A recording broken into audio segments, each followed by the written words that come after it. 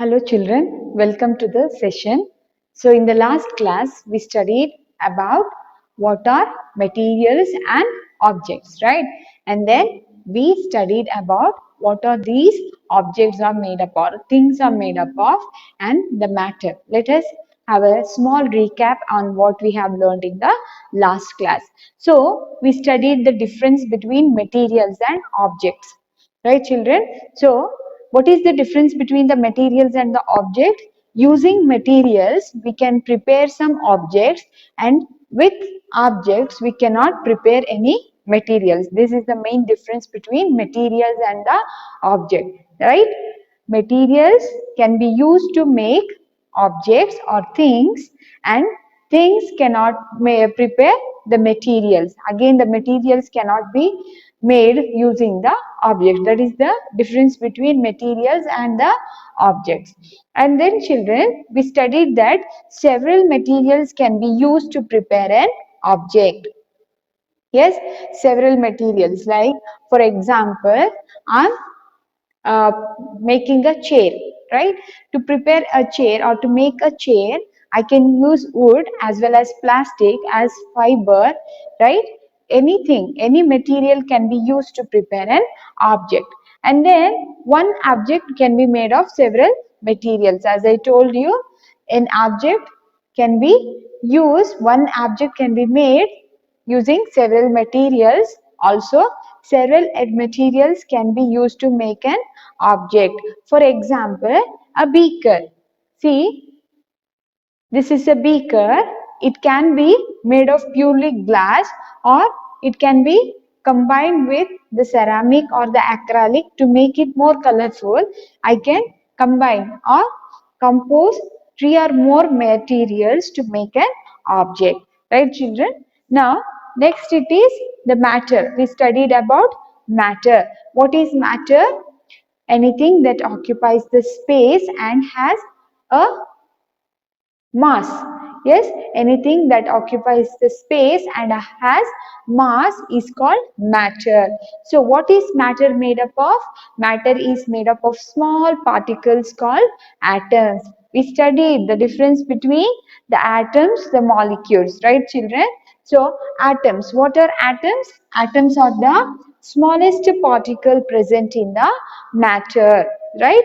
So smallest means when we go on breaking the substance, there must be an end where the particle cannot be broken further. That is the end point. We can say that is called as the atom. So it is hard to see the atom through the powerful microscope also. So tiniest it will be. So children, atom is the smallest particle in the matter. And then the smallest particles, we know it is atoms. It can also be known as elements. The atoms are also known as elements. And then what are molecules? So when two or more atoms combine together, two or more atoms or elements combine together, they form the compounds. Yes, children, we studied yesterday.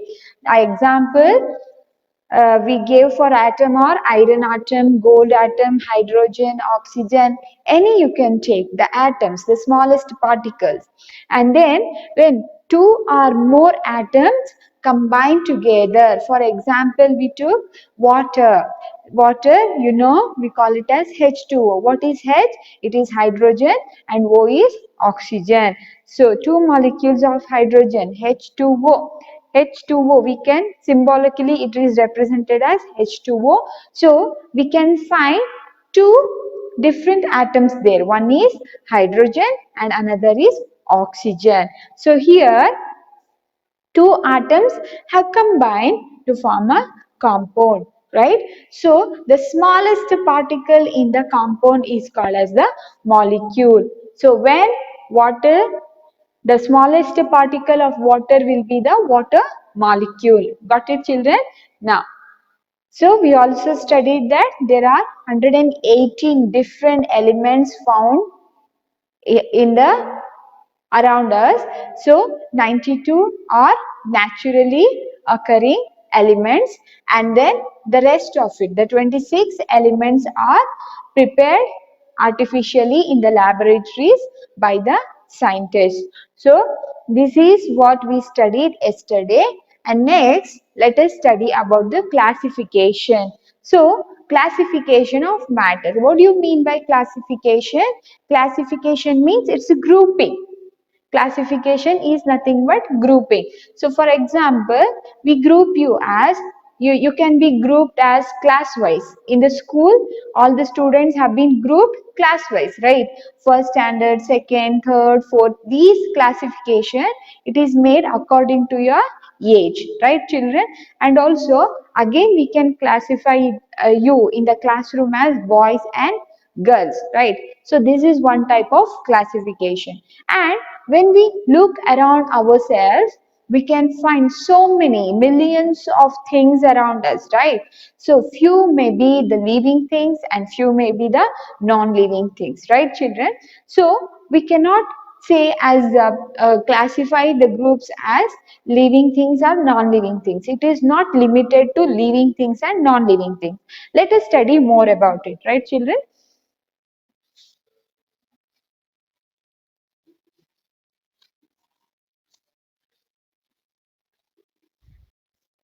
So next is classification. What is classification?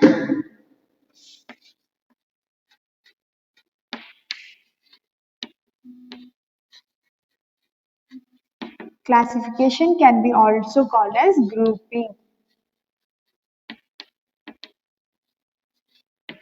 So children, now as I told you, when I tell you to classify some things around you, you may classify it as living and non-living things, right?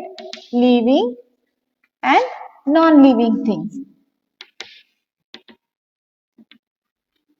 So under living things, I can again classify it as plants and animals. It can be further classified into plants and animals. Again, the plants can be classified into how you can, the water, aquatic plants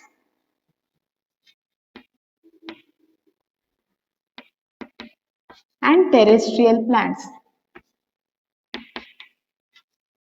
Again, in aquatic we can further divide it, and again in terrestrial we can further divide it. Okay children, in the same way the animals, I can divide it as, yes, human beings as well as the animals. That is herbivore, I can further classify it as herbivores, carnivores and omnivores, right? So this is how we go on classifying the things around us. So it is not confined to living and non-living things. Further, we go on classifying it. So classification depend upon the properties of the materials or the things. So what do you mean by classification? Classification is nothing but grouping of similar things.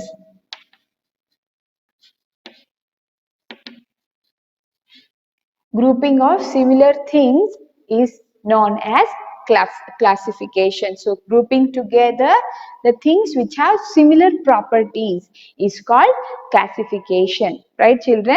Next, so we studied that the classification of similar, the similar properties. So the things which are grouped together, which have the similar properties, called classification. Right children? How this classification helps us? Why do we classify? Why we have to group the things? So for example, see, in your school bag, take a small example of your school bag. So you keep the stationaries apart, right children? You keep the stationaries whether in a pouch or in a pencil box, right? And then the books, you group it separately. You keep the textbooks one side, you keep the class books one side, and then you keep the homework books one side. You group it, right? Why do you group it? What is the use of classification, right? So what are the uses of classification is, it makes our work easier. So the main thing why do we classify the things is it makes the work easier, and also it helps to study the properties of the material. It helps to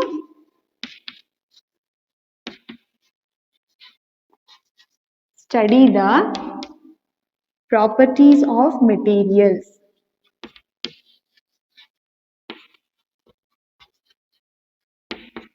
So this is why we classify the materials or the things to make our work easier and also to know the properties of the materials. Next, let us study about the properties of materials. Before going to properties of materials, in your textbook, children, you have the oral questions there. Let us see. I think all of you will be having your textbooks with you when you will be watching the video. So if not, please keep your textbook and book, pen, everything with you so that you can note down the important points and also you can go through the textbook, children. Now, in page number 37, here you have the oral questions. So let us discuss about it. So which two properties are common to all forms of matter? So in the last class we discussed all the materials are different. They have different properties, but two properties will be similar for all the materials. Which are it is volume and mass. So the answer is volume and mass.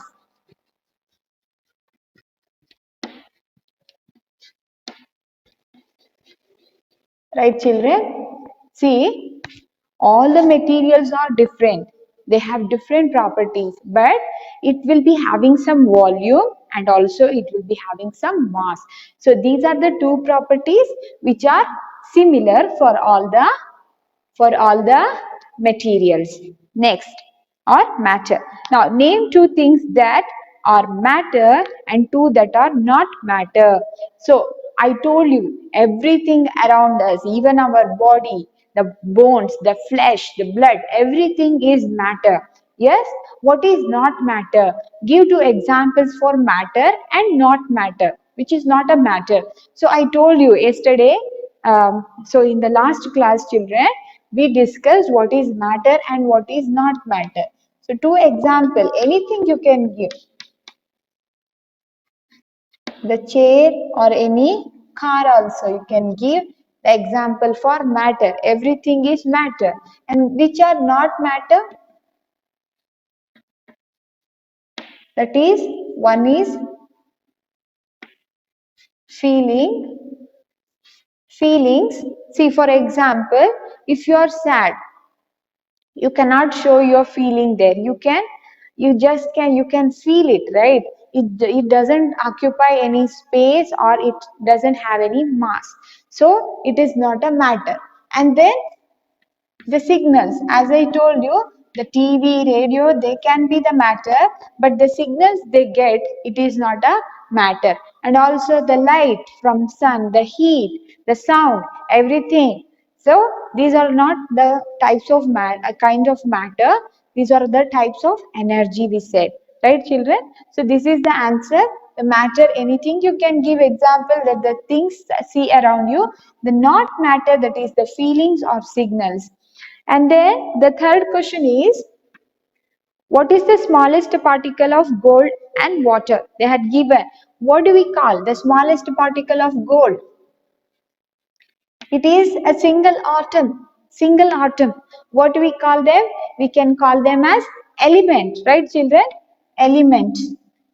The smallest particle of gold, it can be called as element. And what will be the smallest particle of water? It is molecule, right, children? The smallest particle of water is molecule. And then, on what basis is a group of objects is classified? See, on what basis the group of objects can be classified? It can be classified on which, how we use it, and according to the property, right? So, on the basis of use of object, And then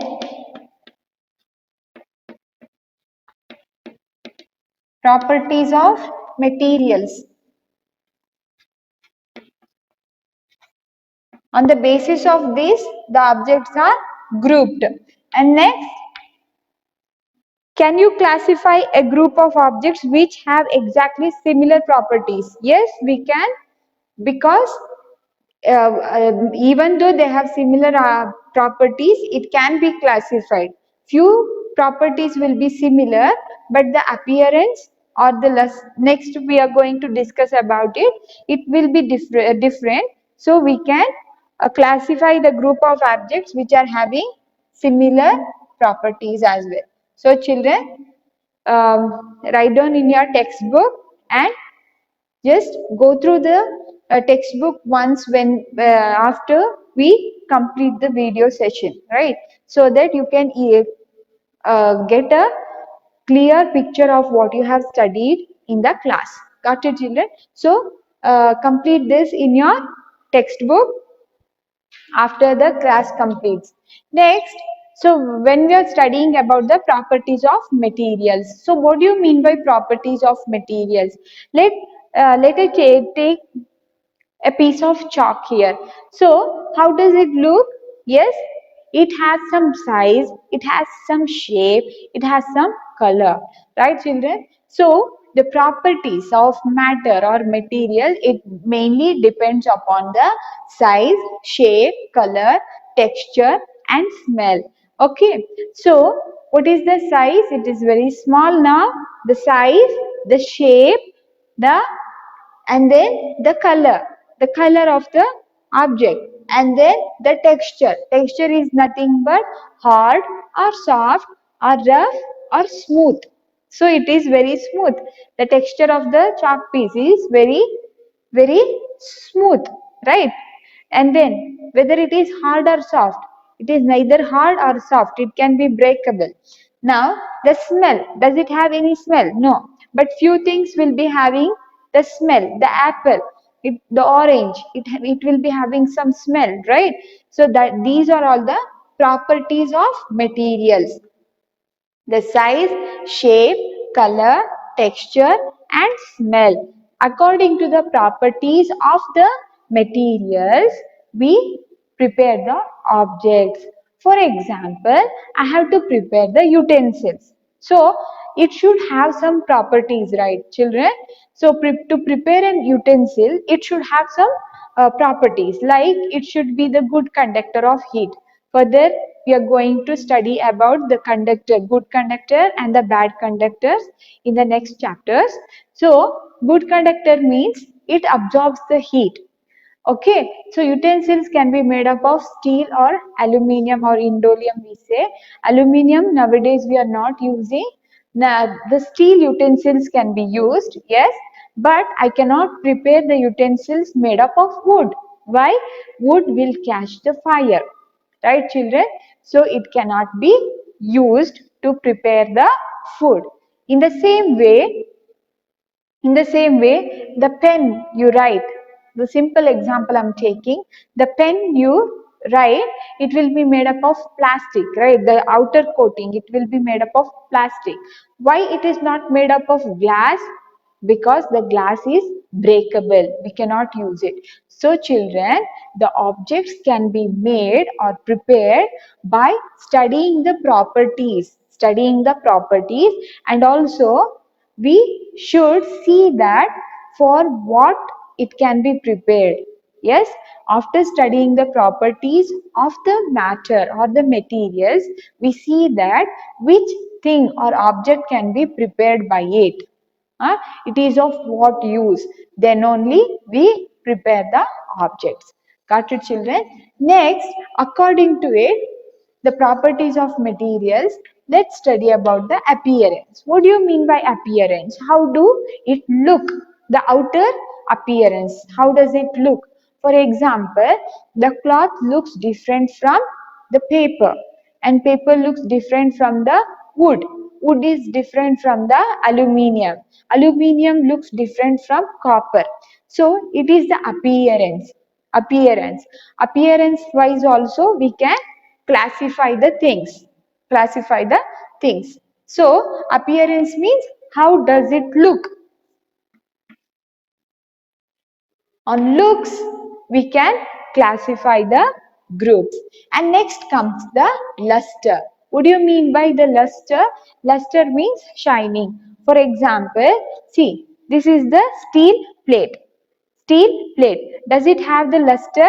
Is it shining? Yes, it is shiny. Whereas, see, look at this. This is a copper plate. It is non-lustrous when compared to this. Yes, why? Because this has lost its lustrous property, because when the metals are exposed to the air and moisture, it loses its luster. Got it, children?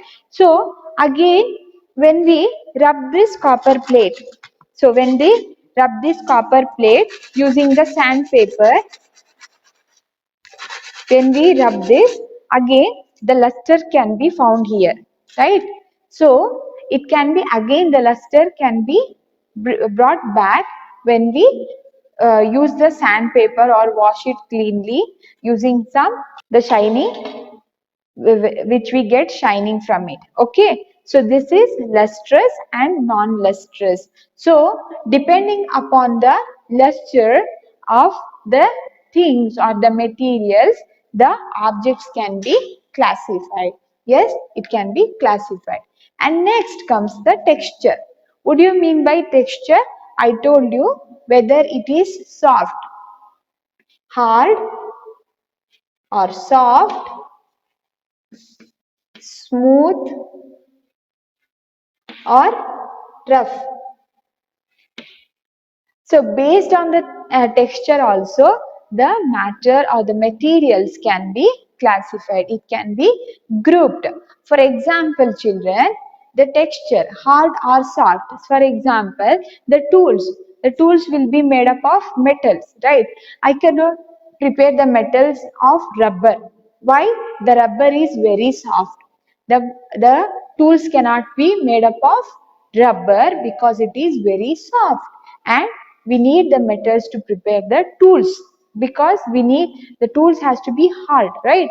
So the texture means whether the thing or the object is hard or soft, and also whether it is smooth or rough. For example, see the cotton. The cotton, how it is the texture of cotton. It is very soft. The texture, you can feel it. And I have a glass piece here. It is very hard. It cannot be compressed. So this is the texture of the glass piece. So this is the difference, different textures here. It is hard and it is very soft. It cannot be compressed. Yes, the size or the shape cannot be changed here. So here I can compress it. I can compress it. So this is the difference between in the texture of the things. And next comes the state, children. We have already studied about the three states of matter. Which are the three states of matter? That is solid, liquid and gas. The three states of matter is solid, liquid and gas. These are the three states of matter. Based on the state of matter also, we can classify the things or we can group the things. So children, the properties, which are the properties of the materials? Mainly the size, shape, color, texture and then the smell. These are the main properties of the materials. And then we studied about the appearance. How does it look? The appearance, the outer look. How the materials look, and based on the appearance also we can classify the things. And then luster. Luster means the shining. Based on the luster also the things can be classified.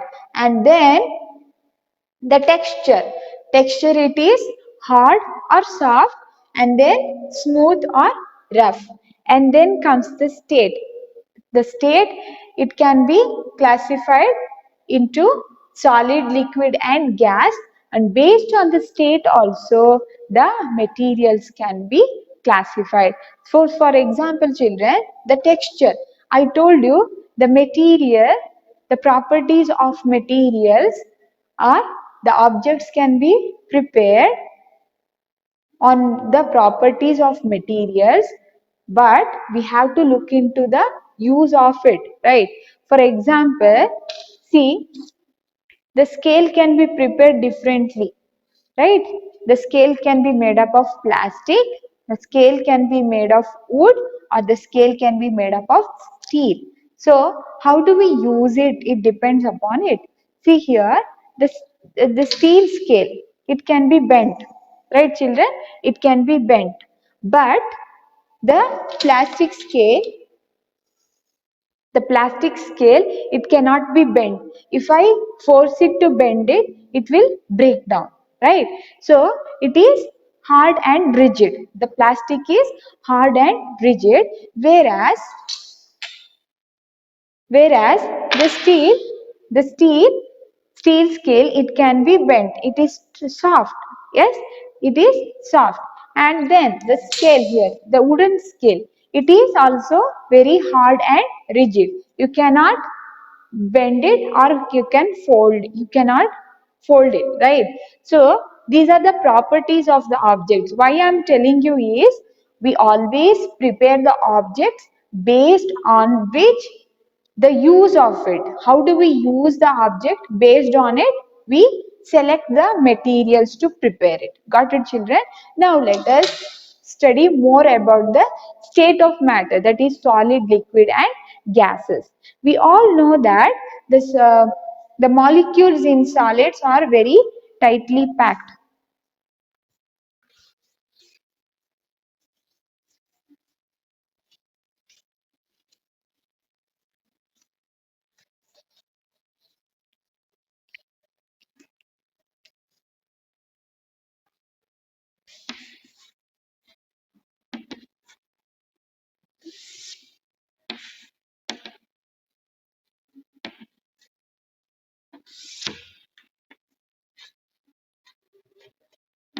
So we have three states of matter: solids, liquids and gases. We all know that children, in solids the molecules are very tightly packed. So there will be no space between the molecules. The molecules are very tightly packed. And I told you the molecules always will be in a constant motion. So here in the solids what happens? The molecules can vibrate there itself in their position. They cannot move around. Yes, they cannot move around. They can vibrate in their position itself, right children? So the solids, you can take any example here. I'm taking a wooden scale. This is a solid. It has a definite shape and size. Yes, children, and it has a mass. So we can write it has definite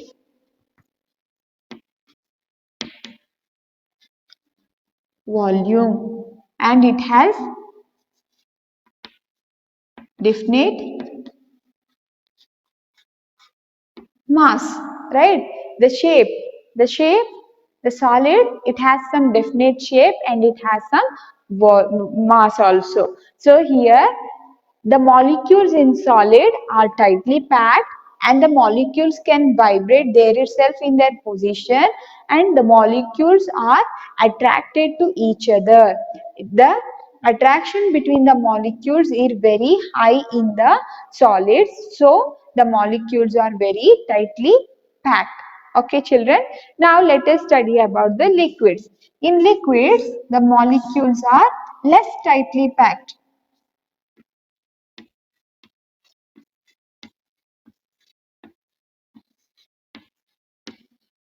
So here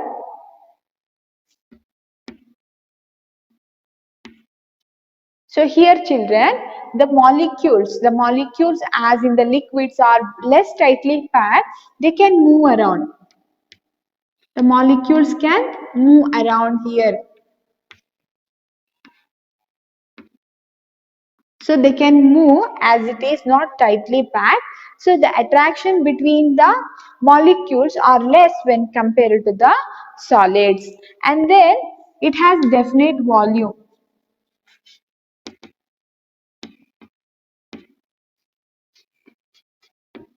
And also it has mass. Here it has a definite shape as well.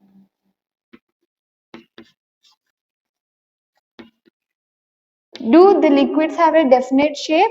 No definite shape for it.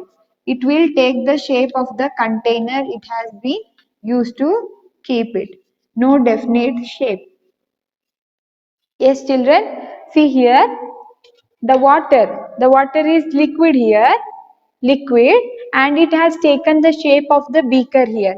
If I pour it to some other glass, for example, see, I'm pouring this water to another. See, it is easily flowable, and now it has taken the shape of this glass now. Yes, so the liquids take the shape of the containers we use to preserve it, or we need to keep it.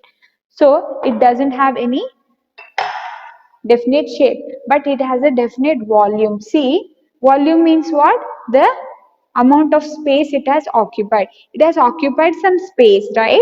So it has definite volume. Now let us go for the gaseous state or gases. Here the molecules are very loosely packed. They can move around. Yes, it can move around, and it has no definite volume.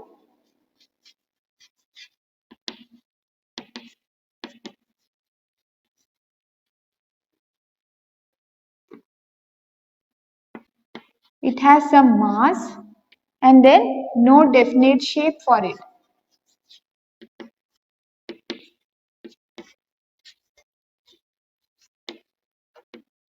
It will be having some mass, but it doesn't have any definite volume or definite shape. The air around you, can you see it? Everywhere we can find air around us, right, children? But it doesn't have any volume. It doesn't have any shape. It can take any shape. If you fill in the air in the balloon, it takes the shape of the balloon. When it is filled in the some other balls or something, it takes the shape of it, right? It doesn't have any definite volume there, and also it doesn't have any definite shape, right? So the attraction between the molecules, it is very less. Yes, so the molecules can freely move there, so they have no definite shape and volume. So these are the difference between the three states of matter: the solids, liquids, and gas. So based on the properties of these, the materials are used to prepare the objects. Got it, children? Now let us go for the next this one. So children, in this class we studied about the classification. What do you mean by classification? Grouping of objects which have similar properties, right? So that is classification.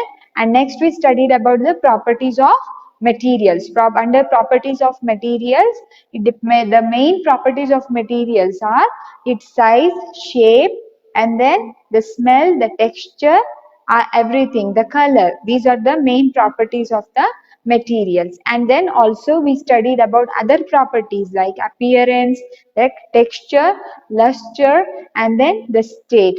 In the state, we studied about three states of matter, that is solid, liquid, and gases. How the molecules, the arrangement of molecules we studied. So children, I hope all of you have understood. Let's meet in the next session. Thank you.